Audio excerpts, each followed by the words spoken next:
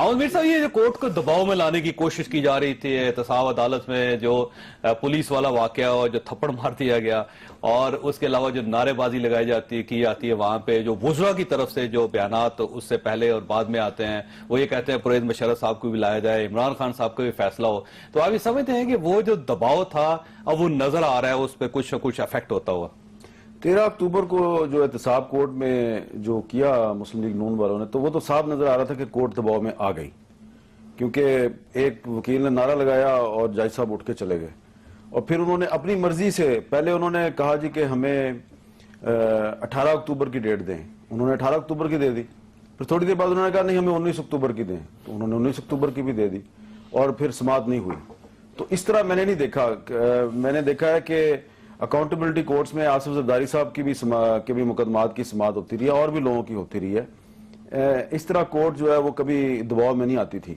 तो ये accountability court के जज साहब जो हैं वो फौरन दबाव में आ गए, और ये बड़ा अनएक्सपेक्टेड था, और मुसलसल वो दबाव में नजर आ रहे हैं। कभी उन पे रेंजर्स का दबाव आ जाता है, कभी उन पे मुस्लिम लीग नून का दबाव आ जाता है, तो दबाव तो नजर आ रहा है। अब देखिए सर, देखिए 3 किस्म के दबाव हो सकते थे ना। एक गवर्नमेंट दबाव डालती, जैसे वुज़रा के ख्यालात हैं, जिस तरह वो वहां पे एक सामने खड़े होकर कैमरों के सामने जो ख्यालात, जिन ख्यालात का इजहार करते हैं वो भी आपके सामने। दूसरा कारकुनों का दबाव हो सकता है कि वो जो नारेबाजी लगाते हैं और मियां नवाज शरीफ साहब के जानसार बहुत वगैरह वगैरह। तीसरा होता है कि वकला को आप इस्तेमाल करें, क्योंकि वकील को तो नहीं रोक सकते आप कोर्ट के अंदर जाने से, या हुल्लड़बाजी करने से, या शोर करने से, या वो जजी साहब के ऊपर जब रिमार्क्स करें कसेंगे, वकील को क्यों नहीं रोक सकते आप? वकील जो है, मेरा ख्याल है नून लीग जो वकील को इस्तेमाल कर रही है, अगर वकील हुल्लड़बाजी कर रहा है तो उसके खिलाफ कार्रवाई हो सकती है। वो पुलिस को कह सकते हैं इसके खिलाफ आप कार्रवाई करें। उन्होंने किसी के खिलाफ कोई कार्रवाई नहीं की। वो रिटायर्ड हो चुके हैं जज साहब, एक्सटेंशन पे आजकल, आपको पता है इस बात का।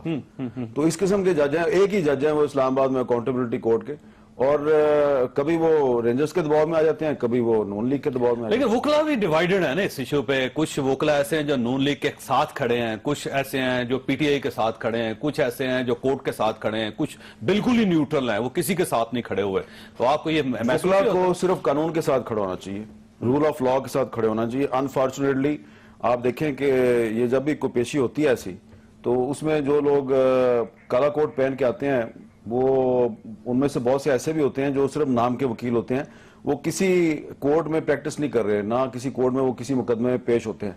सिर्फ वो काला कोट पहन के आते हैं, और वो जिस अंदाज से नारे लगाते हैं वो मेरा ये ख्याल है कि उससे जो वकला हैं उनकी साख भी मजरूह होती है। मियाँ तेरे जानसार बेशुमार बेशुमार। तो अब काला कोट पहन के अगर आप नारे लगाएंगे, और फिर मुस्लिम लीग नून के कन्वेंशन में भी आप जाते हैं, वहां पे आप वर्कर की हैसियत से जरूर जाएं, लेकिन काला कोट पहन के जाते हैं। फिर आप कोर्ट में आ जाते हैं, कोर्ट में भी आप नारे लगाते हैं। कोर्ट में आप कभी दीवार पे चढ़े हुए हैं, कभी आप दरख्त पे चढ़े हुए हैं, कभी आप दरवाजे पे चढ़े हुए हैं। तो आपको महसूस नहीं होता नून लीग वकला को इस्तेमाल कर रही है दबाव डालने के लिए? देखें, मैं ये देख रहा हूं कि इस तरह सुप्रीम कोर्ट में भी मुकदमात की समाअत होती रही है, एहतसाब अदालतों में भी मैंने देखा है मुकदमात की समाअत होती रही है। तो जो ये इस्लामाबाद में जो कोर्ट जिस तरह से अकाउंटेबिलिटी कोर्ट बिहेव कर रही है, इस तरीके से कराची में बिहेव नहीं करती। कराची में भी पीपल्स पार्टी की हुकूमत है, लेकिन कराची में पीपल्स पार्टी के रहनुमाओं जो है उनको गिरफ्तार किया जाता है, उनका नाम फौरन ईसीएल पे आ जाता है। जैसे मुकदमा कायम होता है उनका नाम ईसीएल पे ले आते हैं, गिरफ्तार कर लेते हैं, फिर उनको वो बख्तरबंद गाड़ी में डाल के लेके आते हैं कोर्ट में। यहाँ पे तो कोई नजर नहीं आता, कि लगता है वो वीआईपी तरीके से आते हैं और वीआईपी तरीके से चले जाते हैं, और ऐसा लगता है कि उनको कोई पूछने गिछने वाला नहीं है, और कोर्ट भी ऐसा लगती है कि उनके दबाव में है। अमन साहब, ये फैसला हो जाएगा 6 महीने के अंदर अंदर? अभी तो मैं कुछ नहीं कह सकता। अभी जिस तरीके से प्रोसीडिंग चल रही है, तो मुझे तो अकाउंटेबिलिटी कोर्ट दबाव में नजर आती है। अच्छा, आप महसूस नहीं करते मियां नवाज शरीफ साहब या किसी मौजे का इंतजार कर रहे हैं, या किसी डील का इंतजार कर रहे हैं? उनका ख्याल यह है कि डिले करते चले जाएं ताकि वो एक दोबारा जो किस्मत की जो परी है वो दोबारा मेहरबान हो जाए, मुआवजा हो जाए, और सारे मामला पलट जाएं, या फिर कोई ऐसी डील हो जाए जिससे ये सारे मसाइल से निकल जाएं। मुझे परस्तान की तो खबर नहीं है, और ना ही मुझे नवाज शरीफ साहब के इर्द गिर्द कोई ऐसी परी नजर आती है जो उड़ के जाए और उन्हें उनकी जो मतलूबा ख्वाहिशात हैं उनकी ताबीर भी उनके हाथ में लाके पकड़ा दे। लेकिन लगता यह है कि जिस तरह माजी में भी नवाज शरीफ साहब जो हैं उनको डील करके मुल्क से बाहर भेज दिया जाता है, फिर वो वापस भी आ जाते हैं, और माजी में भी अदालतें जो हैं वो उनके हक में फैसले देती रही हैं। पहली दफ़ा किसी अदालत ने उनके खिलाफ फैसला दिया जिस पे वो काफ़ी एहतजाज कर रहे हैं।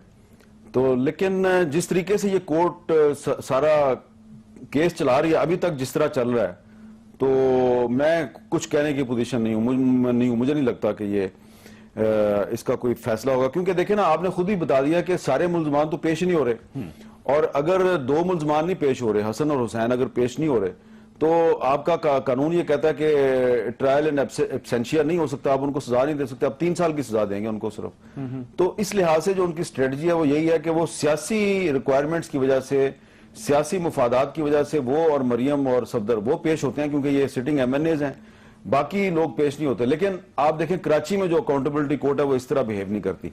अब एहतसाब एक पाकिस्तान का वफाकी इदारा है, एहतसाब ब्यूरो, तो उसकी अदालतें कराची में किसी और तरीके से काम करती हैं, इस्लामाबाद में किसी और तरीके से काम। सुबह ही खुद मुख्तारी है ना जी, तो ठीक है, तो इसलिए मैं कह नहीं सकता। मियां शहबाज शरीफ साहब का ये कहना है कि लड़ने का कोई फायदा नहीं है, हमें नुकसान होगा, इदारों को नुकसान होगा, हम सब फारिग हो जाएंगे, और उनकी फिलॉसफी ये है कि बना कर रखें, सिर्फ केस लड़ें, अदालतों के साथ ना लड़ें। तो ये जो इनकी मुलाकातें शुरू हुई, तो आप ये समझते हैं कि कॉन्फ्लिक्ट खत्म हो गया है या फिर ये आर्जी खुशी है? ये मैं आपके सवाल का जवाब देता हूं, लेकिन जो पहले आपकी डिस्कशन हो रही थी रेड वारंट के हवाले से, उस पर मैं ये कुछ गुजारिश करना चाहता हूं कि देखें, ये एक सियासी केस है बेशक करप्शन के चार्जेस हैं, लेकिन एक सियासी खानदान है। इस सियासी खानदान के अगर रेड वारंट जारी करने का हुक्म जारी होता है तो फौरन पाकिस्तान में नहीं पूरी दुनिया में एक डिबेट शुरू हो जाएगी कि एक और भी शख्स है जो कि कत्ल के मुकदमात में मुलव्वस है, जो आइन से गद्दारी के मुकदमात में मुलव्वस है, और उसको भी अदालतें कह रही हैं ये इश्तिहारी है, मफरूर है, इसको अदालत में पेश करो, उसका रेड वारंट जारी क्यों नहीं होता? और उसके लिए दरख्वास्त की जा रही है बार बार कि मुल्ज़िम को पकड़ के लाएं, कि इंटरपोल से बेशक पकड़ के लाएं। अगर ये रेड वारंट नवाज शरीफ साहब का जारी होगा तो यकीनन फिर परवेज मुशर्रफ का भी जारी होगा। अगर परवेज मुशर्रफ का जारी नहीं करना तो फिर नवाज शरीफ का भी मेरा ख्याल है जारी नहीं होगा। ये बात मैं कहना चाहता हूँ। और ये हो सकेगा? वैसे होना चाहिए, दोनों का होना चाहिए। अगर जो लोग चाहते हैं कि नवाज शरीफ का रेड वारंट जारी हो, उनको चाहिए कि वो इखलाकी जुर्रत का मुजाहरा करें और परवेज मुशर्रफ का भी रेड वारंट जारी करें। जो कानून नवाज शरीफ के ऊपर वो नाफज करना चाहते हैं, वो कानून परवेज मुशर्रफ के लिए पे क्यों नहीं नाफज करना चाहते? लेकिन क्या परवेज मुशर्रफ के लिए कानून और है? पीटीआई जो उनका मौकफ ये है कि सिर्फ नवाज शरीफ फैमिली का आप पीटीआई का मौकफ नहीं है, और मुशर्रफ साहब को छोड़ दें। पीटीआई बिल्कुल, पीटीआई ने कभी नहीं कहा कि मुशर्रफ साहब को छोड़ा जाए। पीटीआई कहती है मुशर्रफ का भी ट्रायल किया जाए, लेकिन आपको पता है कि कौन लोग नहीं चाहते मुशर्रफ का ट्रायल ना हो। तो वो लोग जो हैं उनको चाहिए कि वो मेहरबानी करें इस कौम पे, और पाकिस्तान के आइन और कानून की अगर बालादस्ती की बात करते हैं तो ये कानून सबके लिए बराबर होना चाहिए। तो ये सर, इसका ख्याल तो हुकूमत को करना चाहिए ना, गवर्नमेंट को करना चाहिए। और अब गवर्नमेंट बड़ी एम्पावर है जी, और शायद खाकान अब्बासी साहब जो हैं बड़े तगड़े प्राइम मिनिस्टर हैं, तो वो गिरफ्तार करवा लें, उनको पकड़ लें। ये अब आप कौम को लतीफे ना सुनाए कोई भी। आपको ख्याल है शायद खाकान अब्बासी साहब कमजोर हो गए? अच्छी तरह पता है कि वो कितने एम्पावर्ड हैं। आपने जो पहला सवाल किया था उसका मैं जवाब दे देता हूं कि ये जो 2-3 दिन पहले मुलाकात हुई थी, शहबाज शरीफ साहब ने चाय पे बुलाया था मरियम नवाज शरीफ साहबा को, वहां पे हमजा शहबाज भी थे, वहां पे कोई सियासी गुफ्तगू नहीं हुई।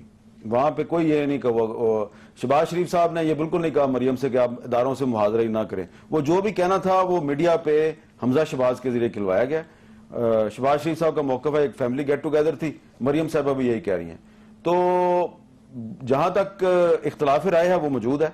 इख्तलाफ राय का इजहार शहबाज शरीफ साहब आपके और मेरे सामने तो कर देते हैं, नवाज शरीफ साहब के सामने नहीं करते।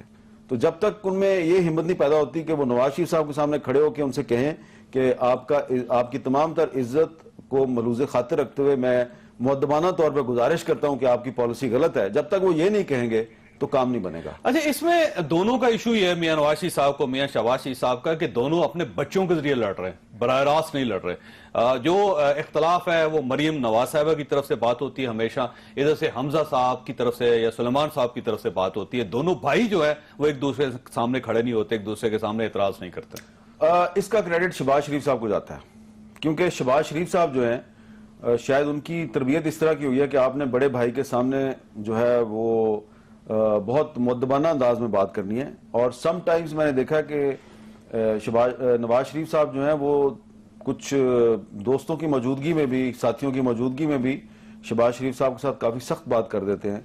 लेकिन शहबाज शरीफ साहब अगर उसका जवाब देते हैं तो बड़े मुद्दबाना अंदाज में देते हैं, तमाम तर इज्जत और एहतराम को सामने रखते हुए जवाब देते हैं। तो ये एक अच्छी बात है। एक फैमिली में अगर एक दूसरे का छोटा भाई बड़े भाई का एहतराम करता तो ये एक अच्छी बात है।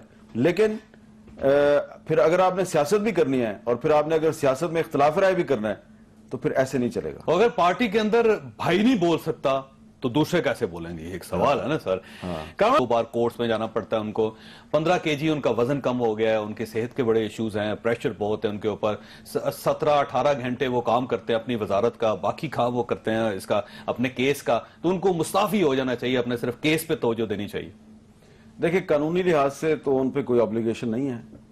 जब तक उन पर कोई इल्जाम सही साबित नहीं होता तो उनको इस्तीफा देने की जरूरत नहीं है।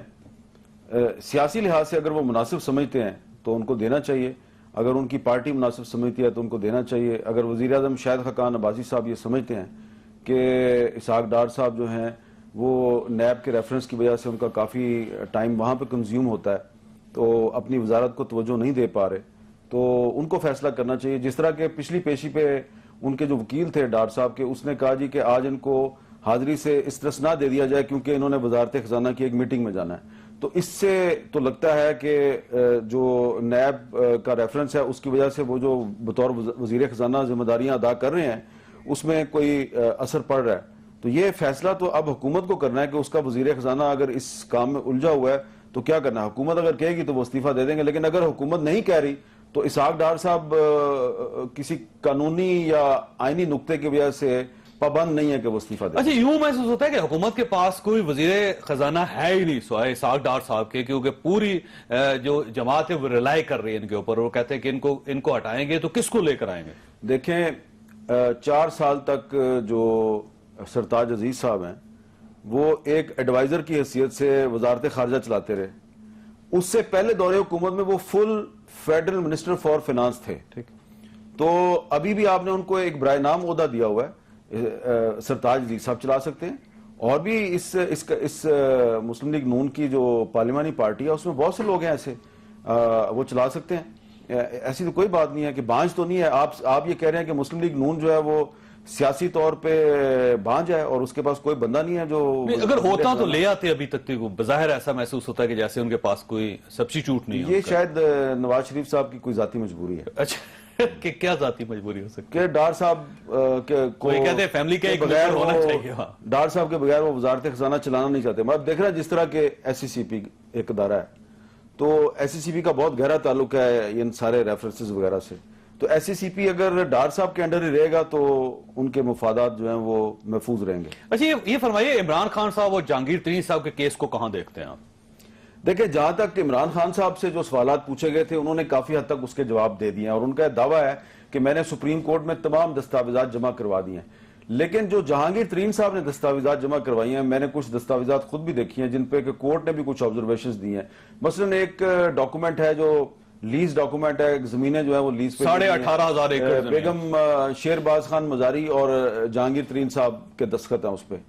तो उसके बारे में कोर्ट ने कुछ सवालात किए हैं, उसके अभी तक उन्होंने जवाब नहीं दिए। तो मुझे लगता है कि जो जहांगीर तरीन साहब का मामला है उसमें अभी वो काफी कमजोर विकेट पे हैं, उनको बहुत से सवालात के जवाब देने हैं, उनसे बार बार पूछा जा रहा है, वो जवाब नहीं दे पा रहे।